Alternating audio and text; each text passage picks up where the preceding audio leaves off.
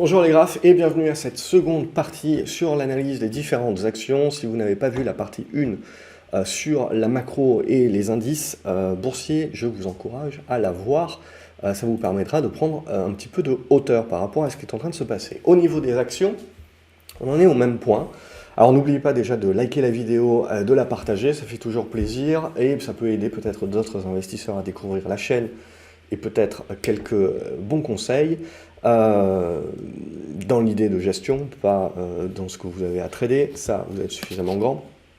Mais du coup, sur Alibaba, coup de bol cette semaine, petite annonce d'un split des activités qui a permis ce gap ici. Puis après, on a continué, on est allé chercher jusqu'à la zone des 104 à peu près.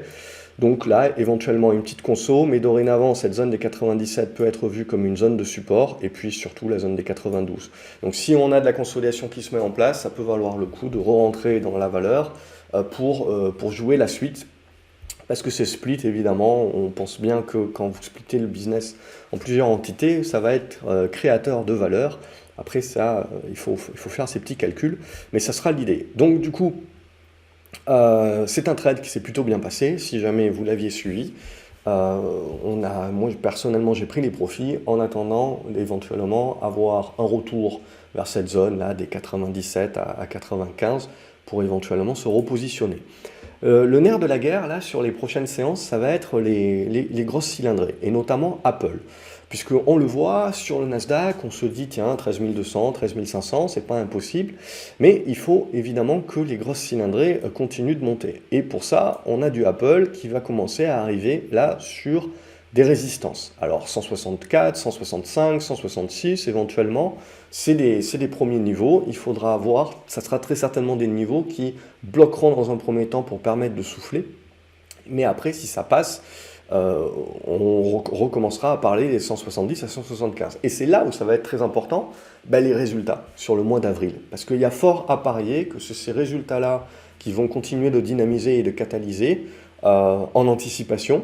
Mais une fois qu'ils vont sortir, c'est là où ça sera important de se dire, même s'ils ne sont pas vendus, même s'ils sont achetés, de se dire que ça sera peut-être le pivot dans le sens, ce ne sera pas le moment de se dire ça y est, tout va bien dans le meilleur des mondes possible et on est reparti pour un tour. Ce sera, je pense, le moment de se dire je prends mes profits et peut-être que le marché va commencer à se tourner sur l'avenir et à se dire que l'avenir est moins rose que le passé et qu'on a eu cette phase de transition donc, qui permet la résilience, mais peut-être ça va devenir un petit peu plus compliqué sur la suite.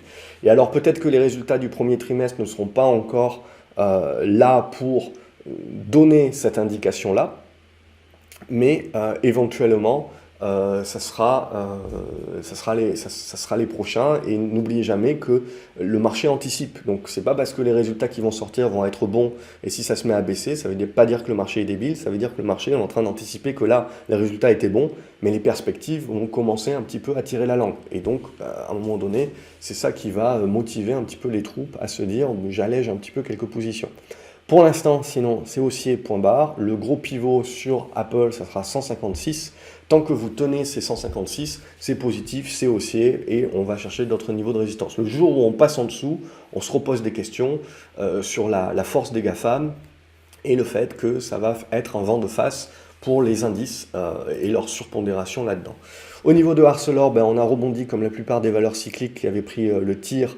On a rebondi donc suite au fait qu'on a joué finalement la fin de la crise. Donc on a du bon rebond, mais maintenant voilà, quid là aussi, on arrive dans les zones de résistance. Et alors c'est là où ça va être intéressant, c'est reprise de souffle, oui, pourquoi pas, mais jusqu'où et pourquoi faire? Est-ce que ça va être pour construire ça et continuer de réduire la volatilité? Et ensuite, il faudra casser par le haut, et là on se dira, tiens, on rejoue les cycliques, et donc de la force value cyclique en Europe, où on casse par le bas. Enfin, ça va être très important si vous voulez. Je serais tenté de dire que là vous avez la peur, là vous avez le rebond au prorata. Ça c'était la partie, on va dire entre guillemets, simple à jouer. Maintenant on rentre dans la partie un peu plus compliquée. C'est la partie où on s'attend un peu plus à du zigzag. Et c'est la sortie de ce zigzag qui nous donnera la prochaine tendance. Mais là, Comme ça, on peut pas l'anticiper encore à ce stade.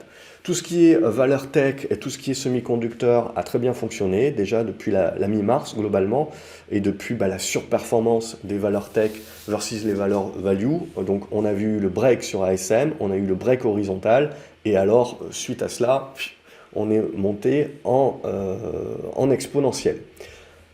Alors toujours pareil, jusqu'où on peut aller, éventuellement les 380, etc. Oui, on reprendra certainement notre souffle, mais voilà, on va rester dans des dynamiques haussières à ce stade-là. Il faut s'attendre peut-être à un petit peu plus de zigzag et de volatilité parce qu'on est monté un petit peu en mode exponentiel. On a gagné une trentaine de pourcents une vingtaine de pourcents en une moitié de mois. Donc il va falloir s'attendre un petit peu à des zigzags, peut-être des constructions de flags. Mais voilà, c'est trop tôt pour dire que c'est la fin du mouvement haussier. C'est trop tôt pour dire que c'est le début de quelque chose. Ce qui sera important, c'est le jour où on a le pullback, voilà, cette zone-là, ça va devenir le pivot maintenant à 340 €. Tant que vous êtes au-dessus de ce niveau-là, on reste positif à moyen terme. Atos, on a Airbus qui s'est sorti du deal, donc on a vendu l'aspect spéculatif qu'il y avait. Pour autant, on a quand même tenu des niveaux graphiques. Hop, donc pour l'instant, on est en train de tenir ces niveaux graphiques, mais voilà, et tout est à refaire globalement, c'est-à-dire qu'il faut s'attendre, il y a du rebond technique à jouer, ce genre de choses-là, mais il faut peut-être s'attendre un petit peu à du zigzag. Tant que vous ne recassez pas cette oblique et qu'on n'est pas dans la capacité de se remettre au-dessus des 13 €, on ne se remet pas dans des dispositions de retournement de moyen terme. Donc on est revenu dans une espèce de ventre mou où on se cherche. Bloc, on avait eu une grosse vente suite à un rapport de vendeurs à découvert. On a le rattrapage qui s'effectue. Mais même chose, là c'est une valeur tech, mais c'est même chose que sur des valeurs cycliques. Donc on a le rebond au prorata de la baisse qui s'est fait. Et maintenant c'est le quid. C'est en gros, est-ce qu'on va refermer le gap ou pas, peu importe. Mais en gros, on se dit que là on arrive sur des zones de résistance. Et ensuite, ce qui va être vraiment important à observer maintenant, c'est la phase de reprise de souffle. Et c'est ça qui va nous indiquer beaucoup plus. Si la reprise de souffle se fait de manière ordonnée, avec moindre volatilité, et on tient des supports, ça c'est plutôt positif pour jouer la seconde jambe. Si la reprise de souffle se fait en repassant en dessous des supports et en recassant très violemment, ça, c'est plutôt négatif, ça sera interprété comme on a juste fait du pullback, mais la tendance de fond est en train de se retourner à la baisse. Pour ces valeurs-là, pas toutes les valeurs sont les mêmes configs. Même chose sur BNP et toutes les valeurs bancaires. Donc on a ce rattrapage qui se fait en mode, finalement c'était pas si dramatique que ça, et la confiance est là. On a éventuellement, je dirais, encore un petit peu de gras pour BNP, vers la zone des 56 €. Alors après, on peut toujours continuer de monter, bien entendu, on peut viser pourquoi pas 58, mais on va être confronté à la même chose, au même dilemme si vous voulez, c'est-à-dire oui, on peut très bien continuer de monter, etc. Mais à un moment donné, il faudra souffler. Et en fait, ce qui va vraiment faire la différence pour pouvoir savoir si à moyen terme, on reprend la tendance haussière sur les banques, ou si non, on a mis un coup derrière la nuque, et certes, on a rebondi au prorata de la baisse, mais ça va rester lourd pendant encore pas mal de temps parce que la défiance va rester là, c'est la façon dont on va reprendre le souffle et la façon dont on va construire maintenant dans les prochaines séances. CGG, on retrouve la même chose, donc un gros dip et du rebond au prorata. À ce stade-là, on reste en dessous des résistances, donc peut-être encore un petit peu de marge, on peut peut-être encore jouer un petit peu de marge sur du rebond, mais même chose, ce qui va vraiment nous intéresser, c'est pas là où on va, c'est là où on bloque, et ensuite comment on consolide et comment on va congestionner. Donc pour l'investisseur de moyen à long terme, si vous voulez, les conditions ne sont pas encore optimales pour avoir du signal et dire oui, on est en train de retourner les valeurs cycliques à la hausse à nouveau. Non, là, on est toujours dans un moment où on est en train de rebondir au prorata, mais on est toujours avec, voilà, on a pris un coup derrière la nuque, donc c'est encore trop tôt pour parler retournement global, il va falloir patienter. Il y a peut-être encore un petit peu de marge pour du rebond supplémentaire, mais après, ce qui sera le plus important pour moi, c'est qu'on va commencer à parler construction. Ce qu'on regarde également sur le CAC 40, c'est on peut toujours consolider sur le CAC 40, mais ce qui va être intéressant, c'est qu'on voit avec ce retour de la confiance, on voit qu'on est surtout allé chercher les grosses valeurs, donc le flight to quality. Et maintenant, comme on a ce petit retour de la confiance, si la consolidation du CAC 40 se fait de manière plane, ça va conserver ce niveau de confiance et c'est ce qui permet à des plus petites valeurs de certainement revenir sur le devant de la scène. Donc là, on a une bonne configuration sur le chargeur, par exemple. On l'avait partagé sur l'académie hier ou avant-hier, je ne sais plus. Et on a confirmé donc ces deux dernières séances avec le break de l'oblique et éventuellement donc ce qu'on va vouloir jouer, c'est un retour vers la zone ces 16 euros et si on arrive à passer, eh ben, se réouvrir la voie potentiellement des 17 euros, 17,30 €. Mais voilà, là on a des trades sur des plus petites capes qui se remettent, qui se remettent bien en phase.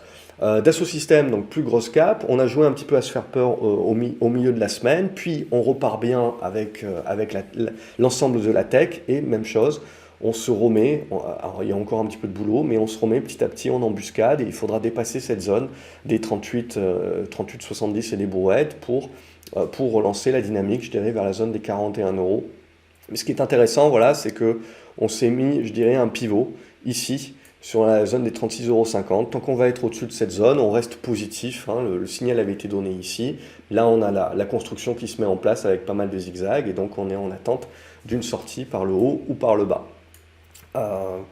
DBV Technologies, donc là c'est une biotech, c'est binaire, il peut toujours y avoir une news et compagnie, mais à titre personnel, j'ai repris position sur le débordement des 3,10 €. Et ce qui va m'intéresser, c'est, voilà, si on est dans la capacité de déborder les 3,30, 3,40, ben, c'est quelque chose qui peut, sur une news évidemment, qui peut permettre un bon rattrapage. C'est un peu plus spéculatif, taille de position à adapter. Eramé, donc on a joué le rebond comme sur la majorité des cycliques. Comme sur la majorité des cycliques, eh ben, on est en train d'arriver sur une zone un petit peu tampon. Alors 98, 100 €, c'est la zone. Et là, la vraie question, c'est est-ce qu'on est capable de traverser comme dans du beurre et puis de relancer? Donc auquel cas, on joue vraiment le fait que reprise du cycle économique, donc tout va bien dans le meilleur des mondes possible. Ou est-ce qu'on bute? On bute dans cette zone et on commence à travailler les choses comme ça dans une espèce de biseau, hein, à peu près dans cette idée-là. Et là, il faudra attendre le sens de sortie pour jouer l'idée un petit peu plus tard. Mais voilà un petit peu les idées. Ça va être très important là, ce qui va se passer ces prochaines séances pour savoir si on a un petit peu plus de gras. ESSO, bon, on a pas mal corrigé. Pour l'instant, c'est du rebond pro rata tant que vous ne repassez pas au-dessus des 50 €. Avec tout ce qui se passe dans les raffineries et compagnie, on voit que le marché s'est mis en stand-by. LDLC, bon, ça faisait un petit moment qu'on l'a suivi. Voilà, on voit qu'on est en train un petit peu de retenter les plus petites capes, donc il va falloir breaker. Il y a encore du boulot.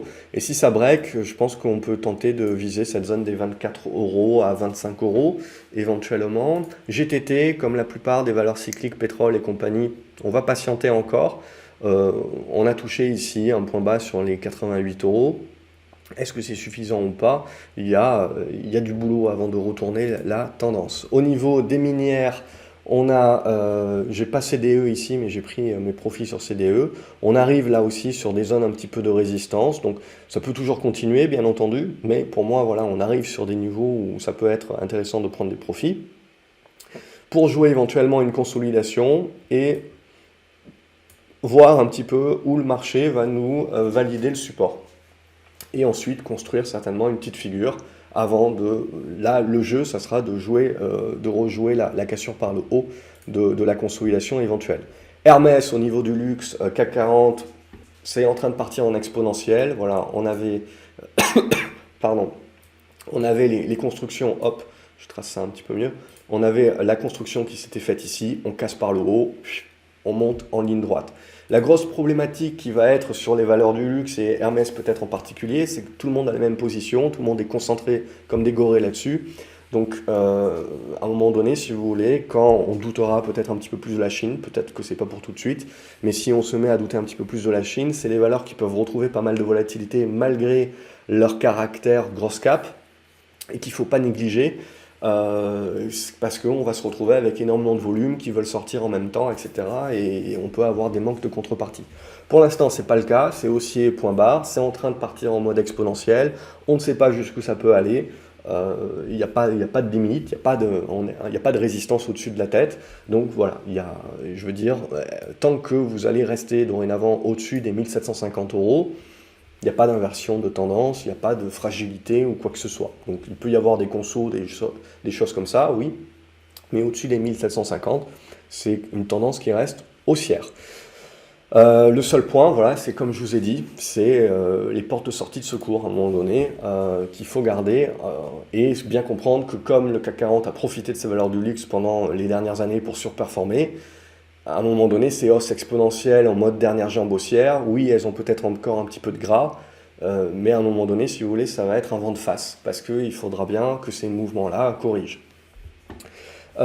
Imerys, on va retrouver la même idée que sur la majorité des valeurs cycliques, c'est-à-dire qu'on est dans la phase de rebond et il faut casser ici pour se remettre dans le haut de la figure et se dire qu'on peut éventuellement relancer. Tant qu'on ne casse pas, on ne peut pas dire que le mouvement de baisse qu'il y a eu en mode oh mon Dieu, la récession, la crise bancaire, etc. va accélérer la récession. En gros, on a sorti la crise bancaire à le côté accélération, mais le côté récession il est resté un petit peu quand même dans l'idée. Donc c'est peut-être pas pour tout de suite, mais on se dit ouais, c'est quelque chose qui peut se prendre. Donc là l'idée voilà, c'est de se dire soit le marché il gomme tout, il fait très rapidement des trucs comme ça et on repart pour un tour magique, soit on bloque sur les niveaux actuels et on reste un petit peu dans une espèce de ventre mou. Bon, il faudra le commenter au fur et à mesure. Inat Pharma, c'est du rebond technique à ce stade-là, mais on a dégradé un petit peu trop la tendance hein, en passant sous les 2,80. Donc il faudra un minimum revenir au-dessus des 2,80, rester dans cette zone-là, avant de se dire que ça redevient quelque chose. LVMH, pas de surprise. Alors, Hermès est un peu plus étendu que LVMH, mais LVMH vient de breaker. Donc on a un break qui se met en place à nouveau. Voilà, là aussi, 870, 880, 890 euros, ça peut être autant d'objectifs si vous voulez. Il n'y a rien à dire. Tant qu'on ne va pas réintégrer et repasser en dessous des 830 euros, il n'y a pas de faiblesse à voir sur le secteur du luxe. C'est haussier. On joue la réouverture de la Chine, on joue le flight to quality, on joue voilà, que c'est un pari sûr, etc. Et que la plupart des fonds commencent à concentrer. Et si vous regardez la plupart des gros fonds, ils commencent à avoir quand même des lignes avoisinant, voire au-dessus des 10% sur du LVMH. Et donc, on commence à avoir des portefeuilles qui sont bien concentrés. Alors, on voit certains, du coup, qui sont bien concentrés et qui en ont conscience et qui, donc, du coup, vont chercher de la défensive, du Carrefour, du Orange et compagnie. Mais ça n'empêche pas voilà, que tout le monde a un petit peu les mêmes lignes. Et en grosse quantité. Moral et Prom, donc il y a eu pas mal de remue-ménage avec le côté récession, on va tous mourir et compagnie. Mais voilà, on se retrouve la même chose que tout le monde.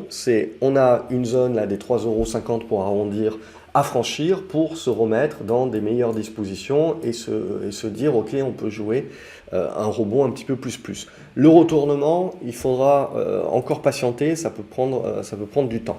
Du coup, qui dit petite valeur, dit éventuellement retour sur un petit peu des valeurs plus délaissées. Alors là, graphiquement, il n'y a pas grand-chose à se mettre sous la dent sur Nacon. C'est du rebond technique qui est en train de se faire. Mais si on casse cette oblique-là, ça peut aller vite. C'est le genre de titres qui peuvent aller vite, donc je vous le présente quand même. Également, par transparence, j'ai pris une position aujourd'hui. Ça reste des petites lignes pour moi, parce que c'est des petits titres qui ne sont pas forcément très liquides. Donc, je n'ai pas vocation à surcharger la pause. En plus, c'est quand même très anticipé. Mais voilà, l'idée, ça serait de se dire, OK, vous pouvez avoir un boost qui va chercher les 2,50. Après, il y aura une conso. Et c'est sur cette conso-là que ça va intéresser plus d'investisseurs parce que vous aurez un peu plus de probabilité. Déjà, le rebond, ce sera validé, ça aura prouvé qu'il y a des acheteurs, qu'il y a un socle, etc.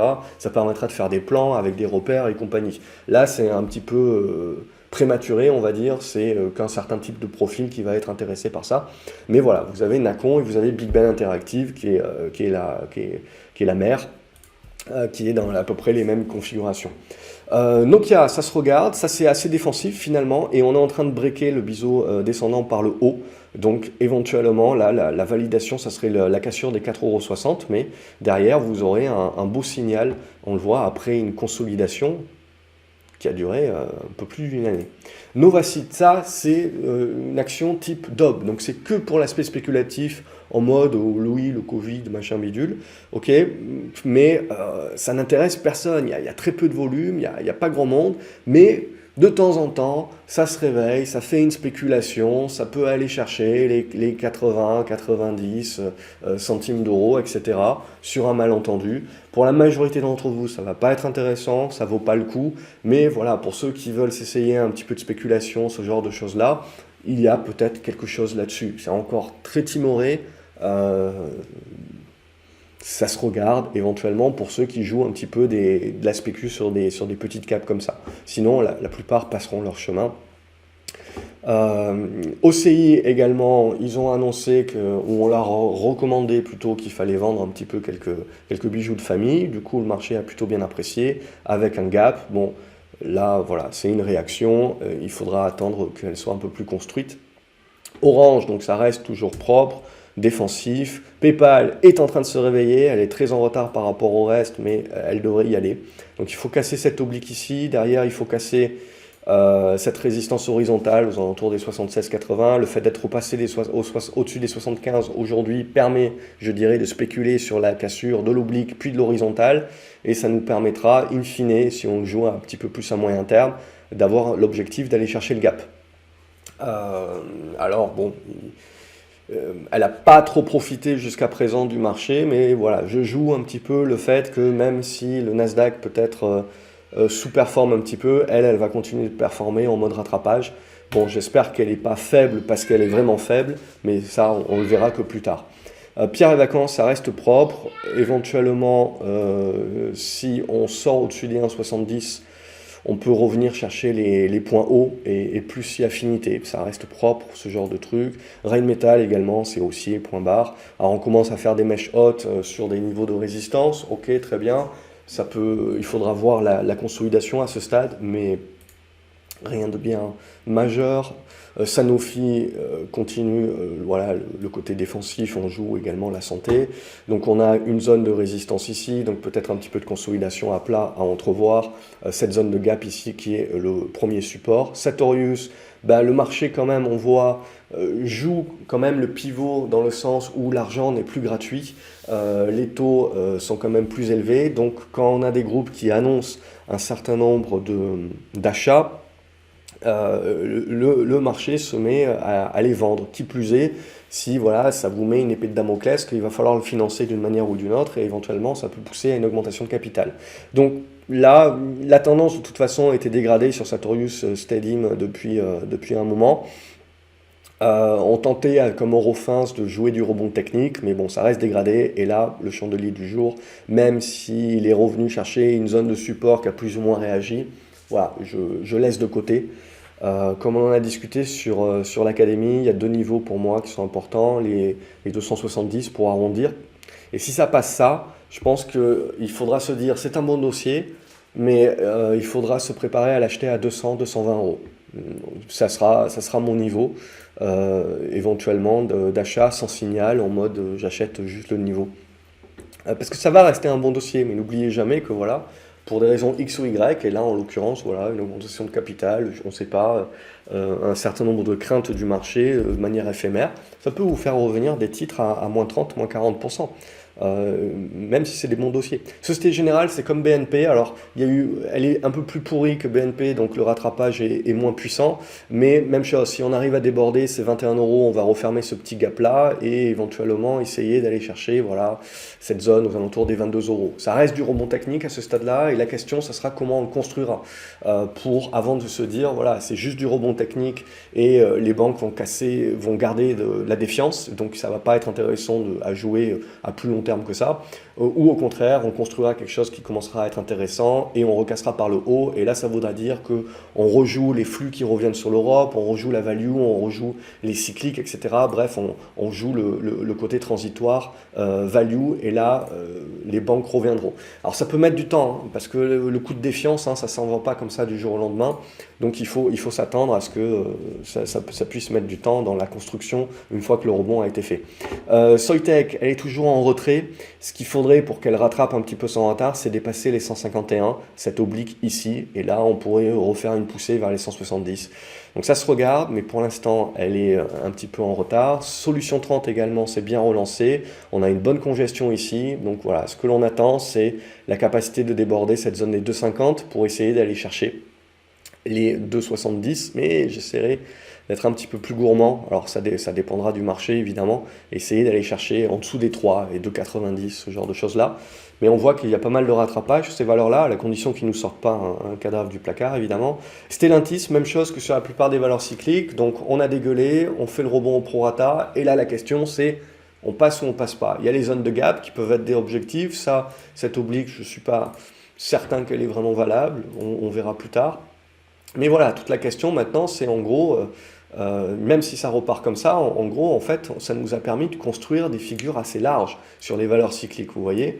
Donc derrière, le rebond peut être très substantiel, donc très intéressant et rapide, mais ça n'empêche pas que, en termes de tendance, on vient de construire les bornes d'une espèce de figure très large. Donc ça veut dire qu'on devra s'attendre à une espèce de ventre mou, c'est-à-dire du zigzag, qui peut plus ou moins durer pas mal de temps.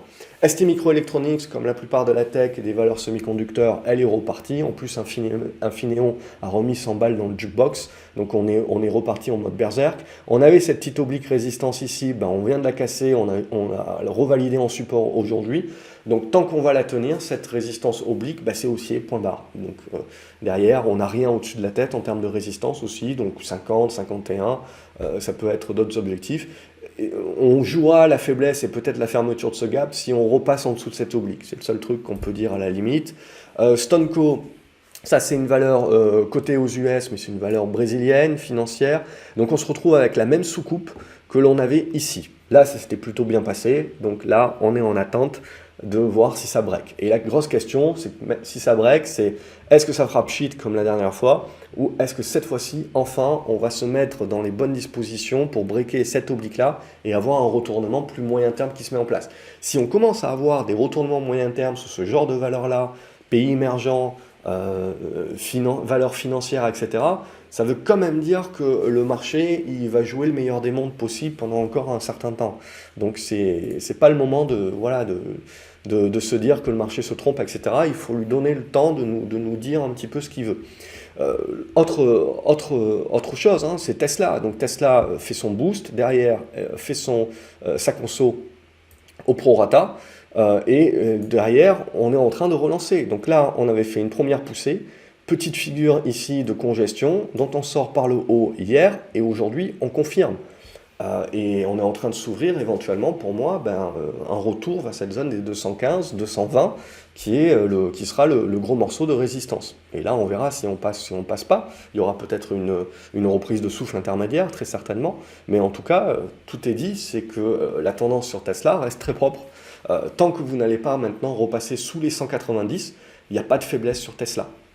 Donc on est en train de jouer la seconde jambe. Et il y a encore du potentiel, hein. À moins d'avoir un truc qui nous tombe sur le coin de la tête, sur le coin du museau, c'est difficile aujourd'hui de se dire la tech c'est fini. Oui, ça peut consolider un petit peu, mais il y a encore des très bonnes configs, et sur les indicateurs, on trouve qu'il y a encore de la marge. Donc ça va se regarder. Total Energy, c'est comme toutes les autres cycliques. On fait du rebond pour l'instant au prorata, mais comme on l'a vu, on a pris un petit coup derrière la nuque.